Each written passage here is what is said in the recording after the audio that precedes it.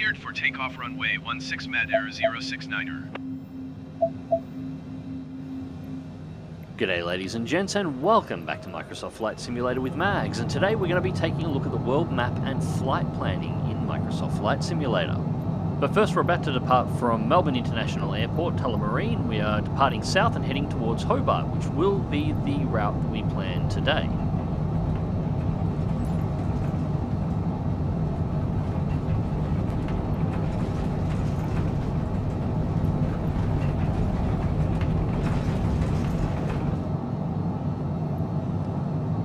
Alright, so let's jump over to the world map. Med air 069er, you are leaving my airspace. Frequency change approved.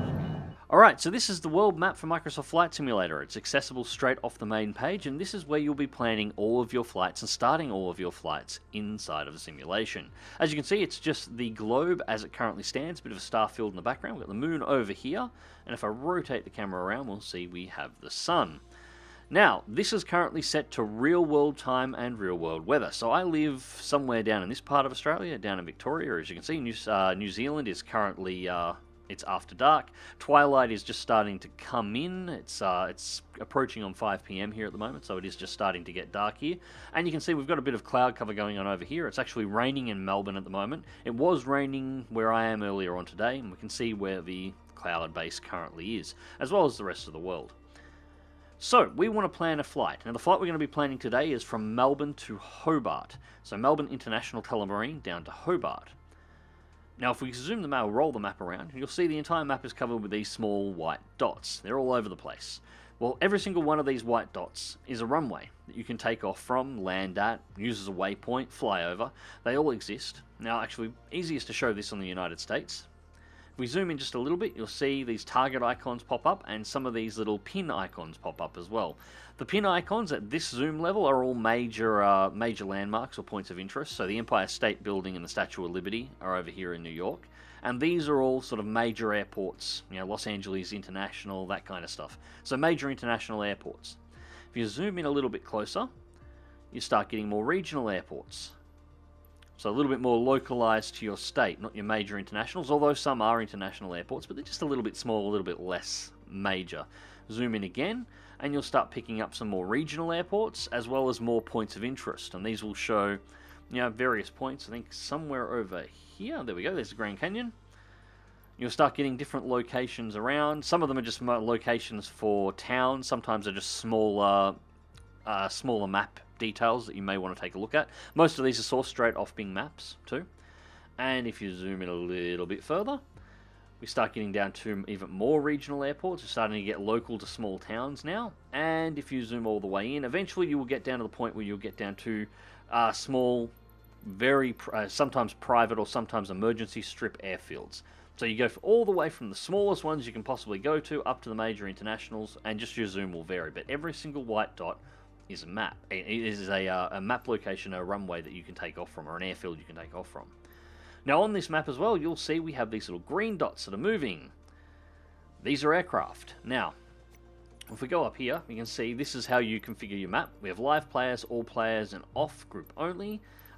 We also have live traffic, AI, and off, and we have weather and time, which is currently grayed out. When you're on live players and live traffic, you're automatically defaulted to real world time and weather. If I switch it over to all players, I then gain the ability to use presets, which I can just select whichever one I want. Clear skies, few clouds, scattered clouds, broken clouds, all the way down to thunderstorms. Or I can go into custom, where I can set the weather up down to details of increments of wind, gusting, and exact altitudes for various cloud levels, as well as exactly what's happening, rain, snow, storm, whatever. So we can completely customize the weather. I tend to just keep it on live players and live traffic. I like flying in real-time conditions. But getting to what I was going through here, there's three types of traffic in Microsoft Flight Simulator. You have players, which are other people within inside of the simulation that are doing exactly what you're doing, flying around. You have AI, which are generated by the simulation as filler traffic between A and B, just to make the skies more alive. And then you get live traffic, which is what we have it set to here. Now what live traffic does is it skims I forget exactly which one, but it skims some real-world flight tracking software. And it pulls the information for the flights in the area that you're looking at, and actually recreates them within the simulation. So this is flight FTT 486. It's an A20N doing 494 knots at 36,000 feet. That is a real flight. And that's its point of origin, and that's its destination. So that's a real aircraft that's flying around at the moment. For a real good example of this, we should be able to see it if we zoom in over here. Since we haven't looked in this section of the world, you'll see it start to populate. See, already got green dots starting to pop up. More of them will start popping up all over the map the longer we sit here. This is because it's currently streaming in all the flights that are in this particular area. So it's all, yeah, it's kind of like chickenpox over here at the moment. But it's these are all the flights that are currently active in the area. And when we zoom the world map in to an area, it has to start streaming in all the flight data that's all the flights that are currently taking place and all the data that is associated with them. So it takes a few seconds, but you will get some pretty, well, yeah, you'll get a lot of flights. It's God, it's like Burke Street over here.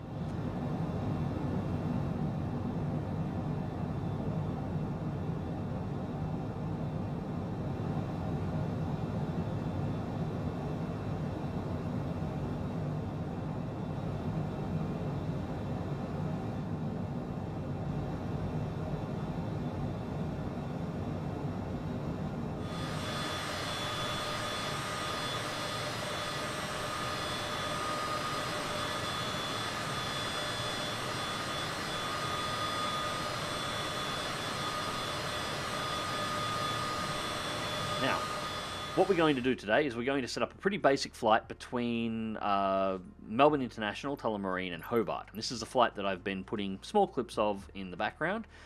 I flew this flight a couple of days ago in the Citation. It was an interesting flight. It had a very interesting landing. We'll go into that in just a moment. But I'm going to show you how easy it is to actually set up a flight.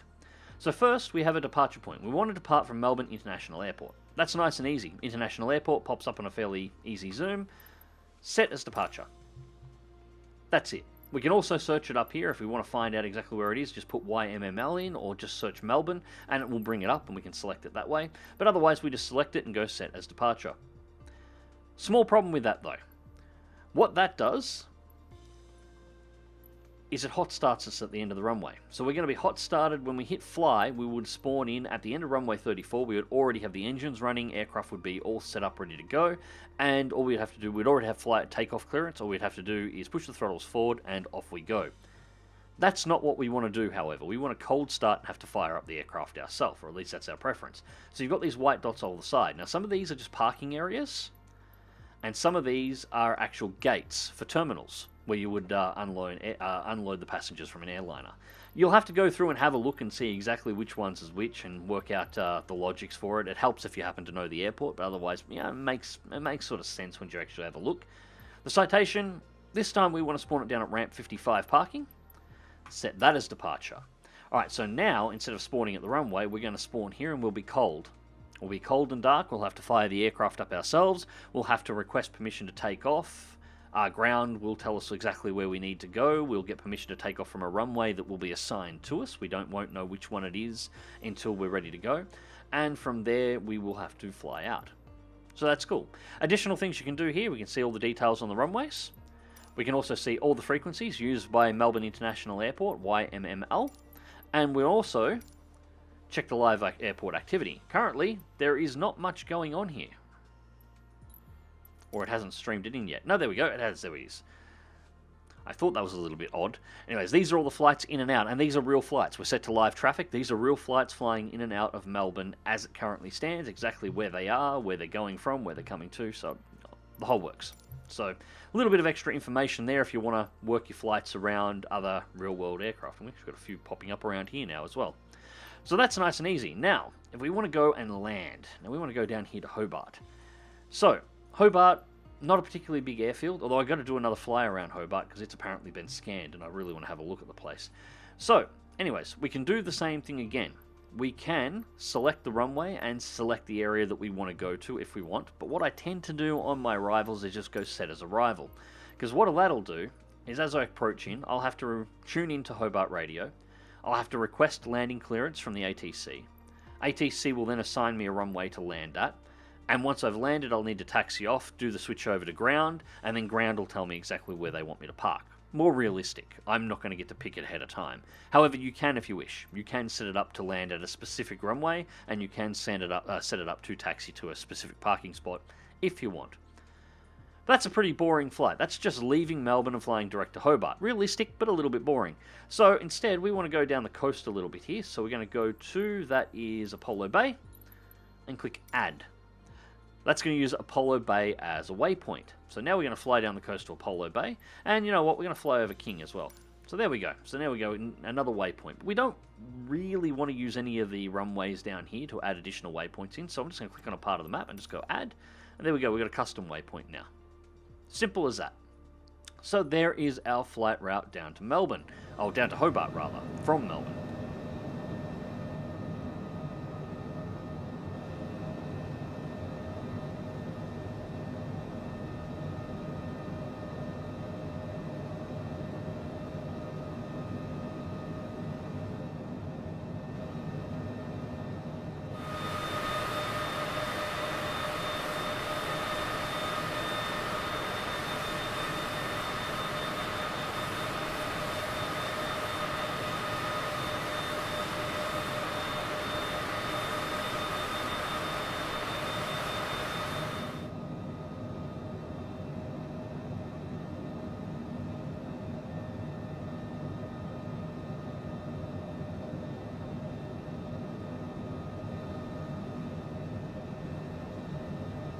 So from there, we want to make a few other adjustments. So, Navlog.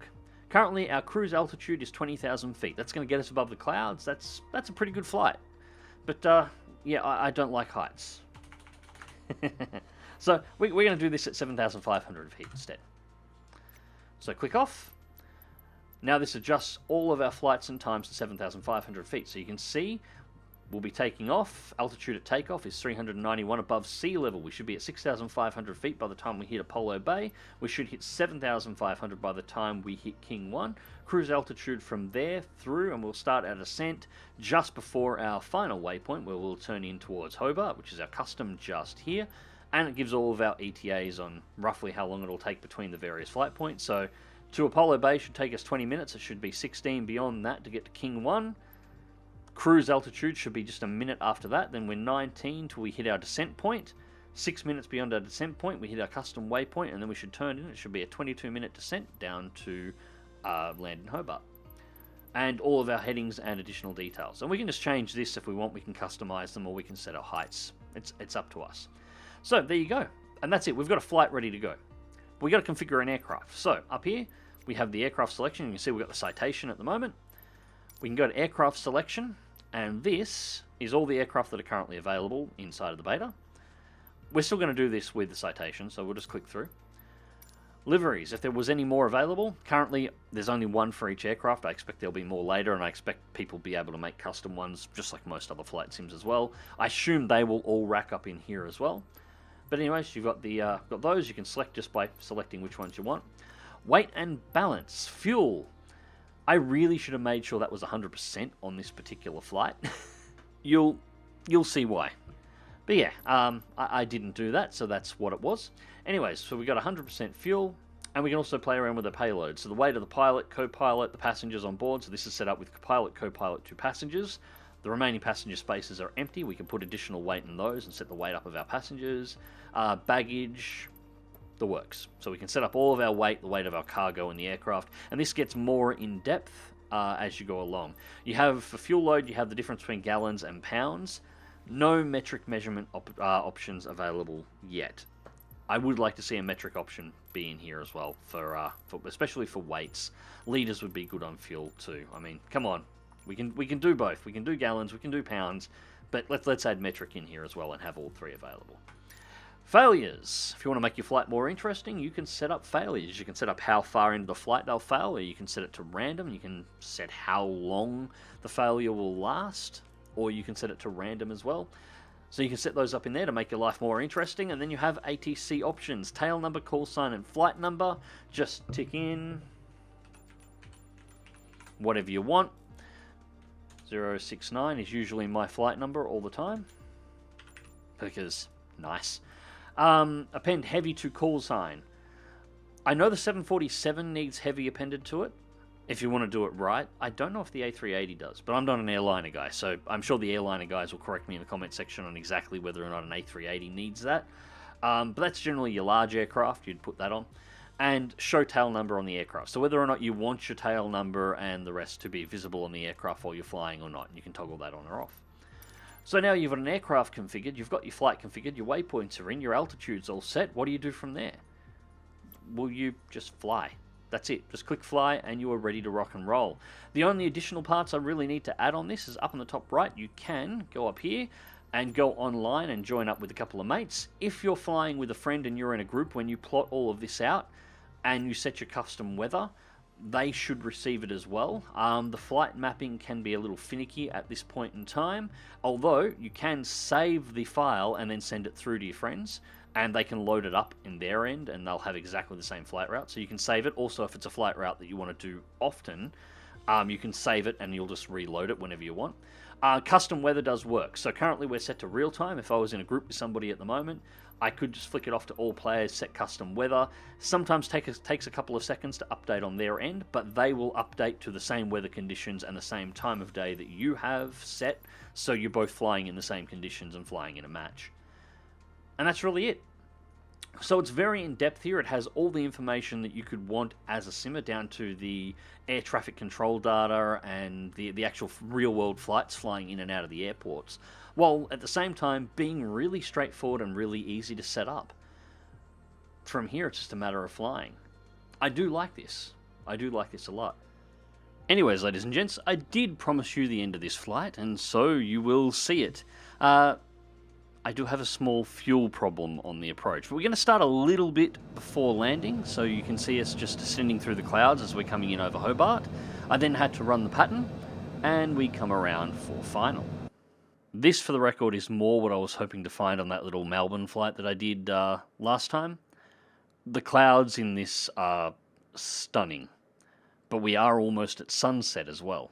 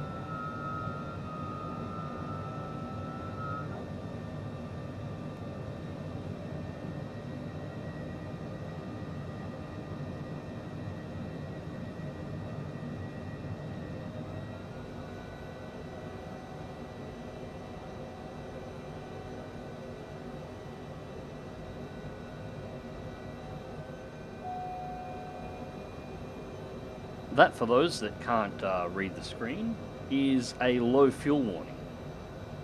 I was concentrating a little bit on the landing at the time, so I didn't exactly realize how low. 500.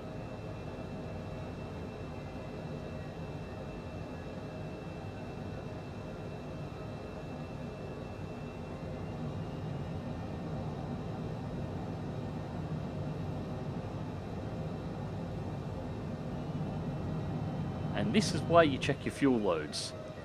That's me running out of fuel. Stall.